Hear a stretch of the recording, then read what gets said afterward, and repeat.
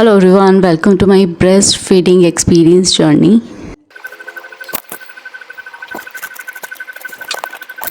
Hello everyone, welcome to my channel. तो आपने जो स्टार्टिंग के क्लिप्स देखे वो मैंने काफ़ी दिन पहले शूट किए थे, पर मेरे दोनों ही बच्चे छोटे हैं तो वो मेरा वीडियो कंप्लीट नहीं हो पाया और मैं चाहती थी कि इस टॉपिक पे आप लोगों से बात करूं। तो आज मैंने पूरी कोशिश की है कि वीडियो मेरा कंप्लीट हो पाए।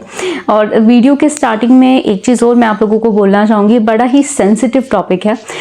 ये एक मदर ही समझ सकती है और जो भी नई मोमीज़ हैं, न्यू मोमीज़ हैं या जो भी मदरहुड अपना इंजॉय कर रहे हैं इस वक्त, तो वो मेरी बात को बहुत अच्छे से समझ पाएंगे या एक फीमेल मेरी बात को बहुत अच्छे से समझ पाएगी। तो जैसे कि स्टार्टिंग में मेंशन है और मैंने अपने थंबनेल में भी ये चीज़ मेंशन की है कि ब्रेस्ट फीडिंग एक्सपीरियंस। तो अभी मैं सेकेंड टाइम मदर बनी हूँ। अभी मेरे पास 2 बेटियाँ हैं और मेरी सेकेंड डिलीवरी अभी 3 महीने पहले ही हुई है। तो मैंने काफ़ी सारी और मतलब प्रॉब्लम फेस की है ड्यूरिंग अपनी दोनों ही प्रेगनेंसी में। तो आज का जो टॉपिक है वो स्पेशली ब्रेस्ट फीडिंग पर है। तो अगर मैं अपनी फर्स्ट प्रेगनेंसी के बारे में आपसे बात करूं तो फर्स्ट प्रेगनेंसी में मुझे बिल्कुल भी एक्सपीरियंस नहीं था, क्योंकि सिर्फ मैंने चीज़ें सुनी थी और उस वक्त लगता था कि नहीं ये सब मतलब हम तो इजीली कर लेंगे, ऐसा कुछ नहीं होता, या मतलब बहुत इजी होता है किसी भी बच्चे को फीड कराना। बट जब आप मदर बनते हो ना तो उसी वक्त आपको ये चीज़ें समझ आती हैं। और मेरी मम्मी हमेशा कहा करती थी या घर में सभी लोग ये चीज़ बोला करते हैं कि जब खुद माँ बनोगे ना, जब ये चीज़ समझोगे, तो अब ये चीज़ें मुझे उनकी बातें याद आती हैं और वही एक्सपीरियंस जैसे हमारे बड़ों ने फील किया है या फेस किया, वही आज मैं कर रही हूँ। तो जो मेरी फर्स्ट डिलीवरी थी उसके बाद एक्चुअली वो मेरी नॉर्मल डिलीवरी थी। तो नॉर्मल डिलीवरी के बाद अगर मैं फ्रैंकली आपको एक चीज़ बताऊं, मुझे ज़्यादा प्रॉब्लम नहीं आई ब्रेस्ट फीडिंग में, क्योंकि नॉर्मल डिलीवरी में ना स्टार्टिंग में पेन होता है पर बाद में ज़्यादा पेन नहीं होता। स्टिचेस जल्दी रिकवर कर जाते हैं और आप इजीली बच्चे को बैठ के आप फीड करा सकते हो। थोड़ी सी कॉम्प्लिकेशन, थोड़ी सी प्रॉब्लम आती है क्योंकि आपने बेबी डिलीवर किया है। इट इज़ नॉट ईजी, ये मतलब बिल्कुल भी आसान नहीं है। तो स्टार्टिंग में जब मैं फर्स्ट बेबी के बारे में बात करूं अपनी, तो उसकी डिलीवरी के बाद जब मैं लेबर रूम से अपने रूम में शिफ्ट हुई तो मुझे डॉक्टर ने बोला, या डॉक्टर तो बोलकर चली गई और नर्सेज मेरे पास थी, कि हमने अभी बेबी को फीड करा दिया, कि हमने बेबी को फॉर्मूला मिल्क अभी प्रोवाइड किया है, अभी आपको इसको मदर मिल्क फीड कराना है। पर स्टार्टिंग में ये हम सबको पता है कि मदर मिल्क नहीं आता, 2 से 4 दिन तक मदर मिल्क नहीं आता, बहुत कम क्वांटिटी में, मतलब काफ़ी सफ़र हम लोगों को करना पड़ता है बच्चों को फीड कराने में।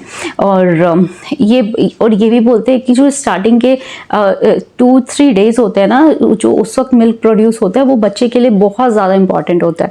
तो अगर आपको कम भी मिल्क प्रोड्यूस हो रहा है ना, तो आप बच्चे को लेच ज़रूर कराएं, बच्चे को फीड ज़रूर कराएं। तो जब नर्स डॉक्टर मुझे बोलकर गई कि आपको बच्चे को फीड कराना है, तो वो नर्स ऑलरेडी उसको फॉर्मूला मिल्क दे चुके थे। तो आई वॉज ट्राइंग, जब डॉक्टर ने मुझे बोला कि आपको 3 घंटे के बाद बच्चे को फीड कराना है, तो आई वॉज ट्राइंग, बट मेरी बेटी फीड नहीं ले रही थी। एक्चुअली उसने निप्पल नहीं पकड़ा। तो अब पता है, ये बोलते हैं, सब बोलते हैं बच्चे को निप्पल ना आपको खुद को पकड़कर उसके मुंह में डालना पड़ता है। आप मतलब ये ऐसा नहीं होता कि हाँ हमने बच्चे को ऑफर किया और बच्चे ने फटाफट फीड करना शुरू कर दिया, पर ऐसा नहीं होता कि बच्चे को आपको ना अपने हाथ से निप्पल उसके मुंह में डालना होगा ताकि वो फीड कर सके। और सबसे ज़रूरी बात, जब आप उसको फीड करा रहे हो ना, उसकी नोज़ का, उसकी नाक का ध्यान ज़रूर रखें कि उसकी नाक के पोर्स खुले हों, क्योंकि कई बार ना बहुत ज़्यादा ये मैंने सुना भी है और होता भी है, अगर हम लेट के फीड करा रहे हैं या स्टार्टिंग में जब भी हम बच्चे को फीड करा रहे होते हैं ना, तो उसकी नाक दब जाती है फीड करते वक्त, और मतलब बच्चा फीड ले रहा होता है तो उसको सांस में प्रॉब्लम हो जाती है। तो आप जब भी बच्चे को फीड कराएं ना, जब भी उसको मेरी बेटी यहीं पर है, तो अभी वो रोना स्टार्ट करने वाली है, तो तो जब भी आप बच्चे को फीड कराएं तो हमेशा ये ध्यान रखें कि उसकी नाक आपकी ब्रेस्ट से ना टच हो, थोड़ा सा स्पेस रहे ताकि वो सांस ले सके। तो फर्स्ट डिलीवरी में स्टार्टिंग में थोड़ी सी प्रॉब्लम हुई बच्चे को। मैंने अपनी बेटी को निप्पल उसके मुंह में उसको ऑफर किया तो उसने स्टार्ट किया बच्चे को ना, और वो पीते पीते बच्चे सो जाते हैं तो आपको ना उनके कान के पीछे ऐसे ऐसे करना पड़ेगा या उनके पैर के नीचे ऐसे ऐसे रब करना पड़ेगा, या कभी कभी आप उसे ऐसे ऐसे हल्के हल्के मार भी सकते हो ताकि उनका मुंह चलता रहे और वो फीड करते रहें। और 2 से 3 घंटे के बीच बीच में ना बच्चों को 3 घंटा डॉक्टर बोलता है कि आपको फीड कराना होता है। स्टार्टिंग में बच्चे बहुत कम फीड लेते हैं और मिल्क भी बहुत कम प्रोड्यूस होता है।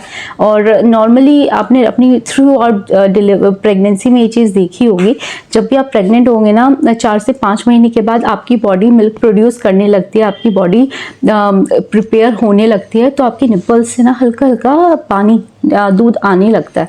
तो ये सब के साथ होता है। तो ये चीज़ हर एक फीमेल को फेस करनी पड़ती है। तो स्टार्टिंग में फर्स्ट में तो मुझे ये ज़्यादा प्रॉब्लम नहीं आई, पर सेकंड जब मेरी बेटी हुई तो वो मेरी हुई थी सी सेक्शन से, ऑपरेशन से। तो उस वक्त मुझे उसको फीड कराने में बहुत ज़्यादा प्रॉब्लम हुई। सबने बोला कि नहीं मतलब ज़्यादा प्रॉब्लम नहीं आएगी और तुमने पहले बेबी को फीड कराया है तो कोई प्रॉब्लम नहीं आनी चाहिए और ईजिली हो जाएगा कि, बट उस वक्त मुझे सबसे ज़्यादा प्रॉब्लम है क्योंकि सी सेक्शन में आपको बैठने उठने में बहुत ज़्यादा प्रॉब्लम होती है। ये मैंने अपनी सेकंड डिलीवरी में फील किया है। जब भी सभी लोग बोलते हैं कि normal delivery is best, C section में आपको स्टार्टिंग में पेन नहीं होता पर आफ्टर डिलीवरी बहुत ज़्यादा पेन होता है। और नॉर्मल डिलीवरी में स्टार्टिंग में पेन होता है पर बाद में पेन नहीं होता और आपकी बॉडी बहुत जल्दी रिकवर कर जाती है। पर सी सेक्शन के बाद मेरी बॉडी में अभी तक मुझे पेन फील होता है। मेरे को लेफ़्ट लेग में बहुत ज़्यादा पेन होता है जब भी मैं मॉर्निंग में उठती हूँ, बैक पेन होता है, उठने बैठने में प्रॉब्लम होती है। तो चलिए अपने टॉपिक पे वापस आते हैं।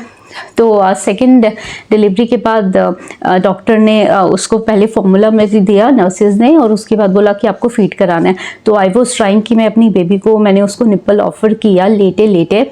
तो मुझे ना मूवमेंट करने में भी बहुत ज़्यादा प्रॉब्लम हो रही थी। मैं लेफ़्ट राइट भी नहीं कर पा रही थी। बच्चे को फीड कराने के लिए मैंने कोशिश कर उसको मिल्क दिया और बच्चे को डेफिनेटली प्रॉब्लम होती है फीड करने में स्टार्टिंग में, और सेम टू सेम मदर्स को भी जो मैंने फेस की।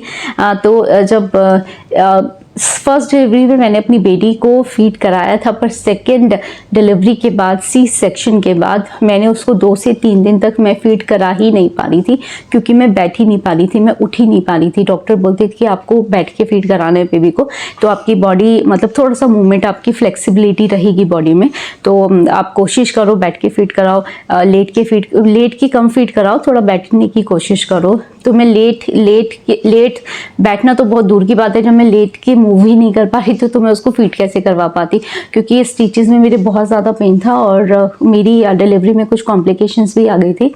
मेरी यूट्रस की एक ओवरी से ब्लीडिंग रुक ही नहीं रही थी, तो डॉक्टर ने उसको कट करके उसकी भी एक छोटी सी सर्जरी हुई थी मेरी डिलीवरी के बाद। तो ये दोनों सर्जरीज के बाद डॉक्टर ने फिर मैं नॉर्मल होने में मुझे काफ़ी टाइम लगा। तो अगर आप न्यू मॉमी हैं तो आप बिल्कुल भी घबराइएगा मत। मैं यही बोलूँगी, आपकी अगर सी सेक्शन डिलीवरी है ना तो आप कोशिश करिएगा कि बच्चे को अपना ही फीड दें, क्योंकि mother feed is the best. ये आप फॉर्मूला मिल्क भी लोगे ना, उस पर ऊपर बड़े बड़े अक्षरों में लिखा रहता है कि मदर मिल्क इज़ बेस्ट। तो मेरा एक्सपीरियंस दोनों ही प्रेगनेंसी में ओके रहा, और सी सेक्शन में मुझे ज़्यादा प्रॉब्लम हुई है फ्रेंकली स्पीकिंग। बच्चे को फीड कराने में, उठने बैठने में मैंने 2-3 दिन तक उसको फीड नहीं कराया, और जब भी कोई घर पे आता था ना वो मुझे बोल के जाता था कि आप बैठ के फीड कराओ, बैठ के फीड कराओ।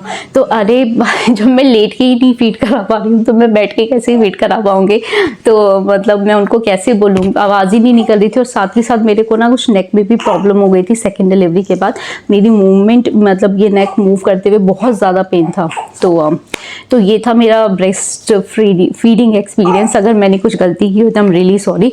और अगर वीडियो पसंद आया हो तो प्लीज़ मेरी वीडियो को लाइक और चैनल को सब्सक्राइब ज़रूर करना। प्लीज़ सपोर्ट मी, अभी मेरे को आप लोगों की सपोर्ट की बहुत ज़्यादा ज़रूरत है। Thank you so much, bye. ये कैटी मेरी बेबी की है। एक्चुअली आज मैं अपने रूम में वीडियो बना रही हूँ, तो ये सभी जगह उसका कुछ सामान इधर उधर सब रखा हुआ है। So thank you so much. अभी मेरी बेबी रोना स्टार्ट कर चुकी है, अभी मुझे उसको फीड कराना है। अभी वो मदर मिल्क पर ही है, मैंने उसको फॉर्मूला मिल्क नहीं दिया। मैं ट्राई करूँगी उसको 6 मंथ तक मदर मिल्क पर ही रखूँ ताकि उसकी इम्यूनिटी बनी रहे। और फॉर्मूला मिल्क हम लोगों ने मंगाया पर हम लोगों ने ज़्यादा नहीं दिया। डॉक्टर ने हमको, ये मेरे पास था तो मैंने सोचा आप लोगों को दिखा दूँ, ये सिमिलैक एडवांस का, ये इस पर लिखा है इन्फेंट फॉर्मूला, तो हम लोगों ने इसको ये ऑफ़र किया। और साथ में ये भी लिखा है नीचे देखिए, important notice, mother milk is the best for your baby. महत्वपूर्ण सूचना, माँ का दूध शिशु के लिए सर्वोत्तम है। तो ये भी रखा है डब्बा, पर हम लोगों ने इसको डब्बा मतलब मदर, ये ऊपर का मिल्क बहुत कम दिया है, वो मदर मिल्क पर ही है। तो थैंक यू सो मच। अगर वीडियो पसंद आया हो तो प्लीज़ लाइक करिएगा। Thank you, bye.